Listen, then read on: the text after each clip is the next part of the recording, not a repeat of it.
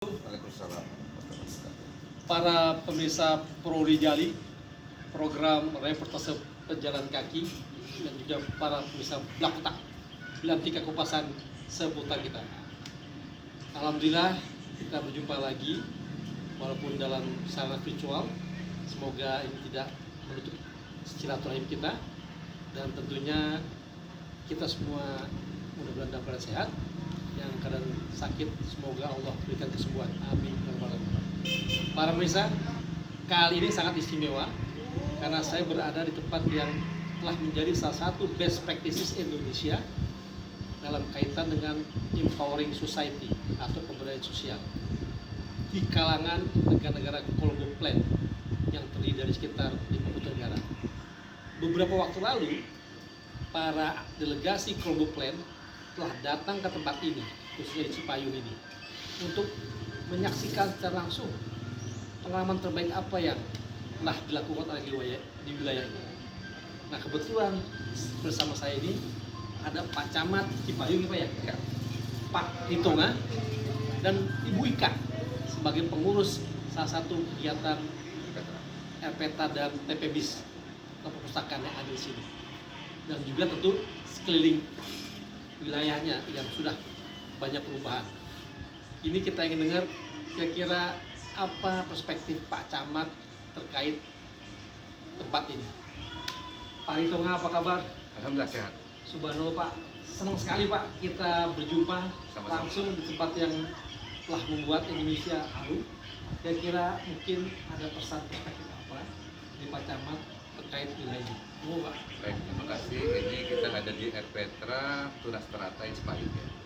Di sini dikelola sama Mbak Ika dan teman-teman. Mbak Ika ini juga kemarin termasuk salah satu yang naik namanya membawa warga sekitar ini gemar membaca karena mengaktifkan perpustakaan yang ada di RPTRA ini. Saya kira masyarakat membaca tentu juga butuh mereka lahan praktek apa yang mereka baca bisa juga mereka lihat di lapangan, sehingga di RPTRA ini kita buat beberapa jenis tanaman yang dikelola oleh teman-teman PPSU. Ini bisa juga menjadi laboratorium. Ini harapan kita. Laboratorium. Jadi warga datang kemari, mereka membaca dan mereka juga bisa mengamati langsung bagaimana kita di sini ya berternak cabai, kemudian ada bayam, kangkung, kemudian tanaman-tanaman yang sebenarnya murah kita lakukan di pekarangan kita yang sempit. Bisa dilakukan di potisasi ataupun di buat lahan-lahan yang sempit juga bisa. Saya kira itu ide awalnya. Di samping juga memang ada kebijakan pimpinan kita dari Wali Kota, Pak Wali Kota Jakarta Timur. Kita di sini punya program Rawita Peti ya. Rawita Peti. Rawita ini jenis cabai sebenarnya, peti itu pedaskan timur. Pak Wali Kota melihat bahwa pengaruh cabai ini kenaikan harga cabai ini sangat berpengaruh bagi kalangan ibu. Yang harganya misalnya 50.000 jadi 70.000 itu bapak-bapak bisa bingung. Karena kenaikan cabai itu ibu-ibu biasanya sampai ke bawah. Baik. Saya kira itu. Terima kasih Pak Camat. Nah, pemirsa, tadi perspektif Pak Camat terkait apa sih best practice-nya tempat ini, dan yang lebih menarik lagi, tempat ini juga tadi telah menjadi satu laboratorium khususnya buat teman-teman kita yang baru saja kita lakukan. Tadi kita baru berkomunikasi dengan teman kita dari Malaysia dan Laos, dan di situ ada Bu Ika sebagai pengurusnya yang telah menjelaskan kepada para peserta dari Laos dan Malaysia bagaimana sebetulnya kegiatan ini terjadi. Kalau Bu Ika bisa terangkan apa kira-kira tadi yang telah dibicarakan dengan peserta Laos dan Malaysia, monggo. Terima kasih Pak Amar kedatangannya.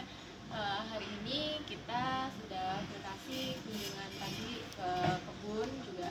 Tadi sempat ngobrol-ngobrol Pak Camat dengan peserta dari Laos dan Vietnam, Malaysia. Kita menjelaskan bagaimana kita bekerja sama dengan pemerintah, dengan masyarakat, menanam padi kemarin, terus bagaimana ini bisa terjadi, siapa saja yang terlibat, lalu dari mana pendanaannya, terus apa saja saja ke depannya setelah ini, tantangannya apa saja, dan apa saja yang bisa diadopsi di Laos ataupun Malaysia. Seperti tadi yang teman dari Malaysia sampaikan, di Malaysia nggak ada lahan gitu. Bagaimana ini? Kalau di Jakarta enak ada banyak lahan.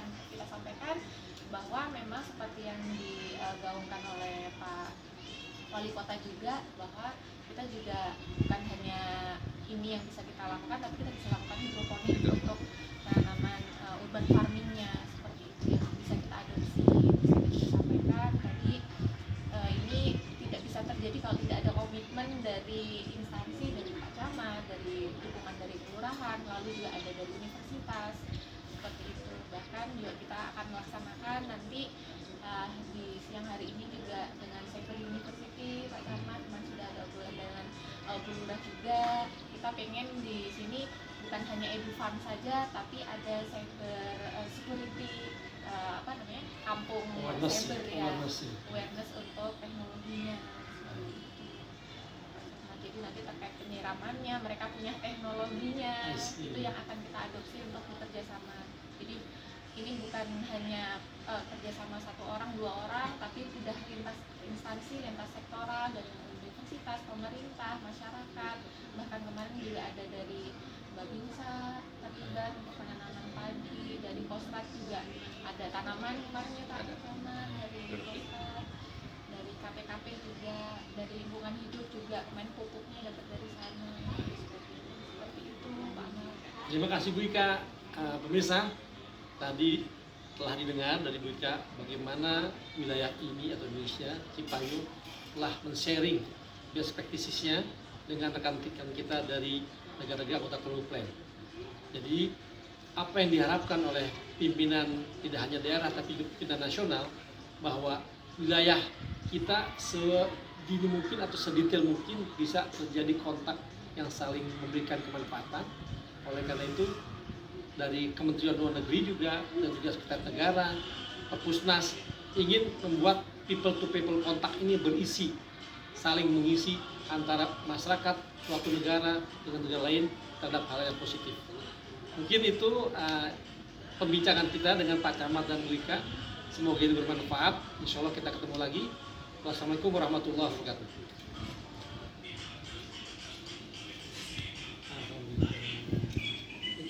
Saya langsung ya. Jadi saya biasa keliling-keliling.